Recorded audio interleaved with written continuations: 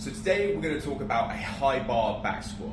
Now the first thing that I want to mention about the squat is the foot position. So the foot position can vary depending on the person, okay? The two things we can vary is how wide we stand and where our toes are pointing.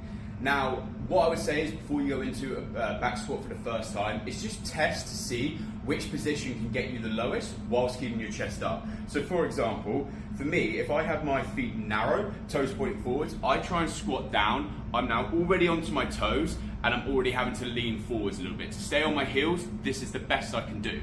Okay. However, when I go a little wider and my toes point out, I can now stay on my heels, chest is up, and I'm getting as much depth as possible. Okay, so step two is thinking about the hand position and whereabouts we're going to be placing the bar.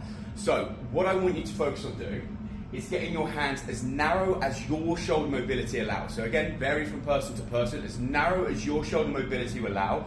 And what we're going to do from there, so let's say I'm in this position here, I'm going to think about pulling my shoulder blades back and down with my elbows slightly flared up. My elbows aren't pointing down, they're slightly flared up, and I'm creating as much tension in my back as possible, okay? Tension in the lats, tension in the traps. So when I go under the bar, I'm going to get into that position. So hands as narrow as my mobility allows, and then I'm resting the bar just almost at like the base of my neck on the soft, fleshy part. So the important thing is get on the soft, fleshy part, not onto the bone. So soft, fleshy part, which you will notice as I tense, will become more and more prominent.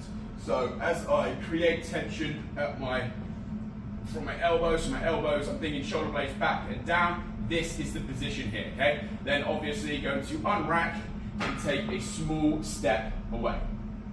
And another important step to think about is in terms of your breathing. So you've heard the word bracing before. If you haven't, then look it up. But simply enough, bracing is taking a big breath. That's going to go into my stomach, not into my ribs. So big breath into the stomach. I then tense my core, and the best way to do this is to picture someone's about to punch you in the stomach, okay? How would you tense your core to protect yourself, okay? And then all I want you to do is when you're going into a squat, think about going underwater. So at the top, when I'm about to go underwater, I take a big breath. I'm then bracing, I'm underwater, holding my breath, squatting down, and then exhaling as I get above water, and then taking that breath again. So finally, when we're in position, it's simply just down and up from here, whilst keeping my chest up, going as low as your mobility allows, driving up, okay?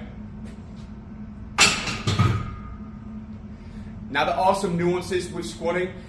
It depends on what your goal is. If your goal is to squat as heavy as possible, there will be some adjustments to make. If your goal is to develop quads, there will also be some adjustments to make. But in general, this is a basic back squat that most people can get into. Again, just finding that best position for yourself in terms of your shoulder mobility and your foot position, okay? So test out going wider with your feet and with your toes pointing out wider/narrower. Good luck.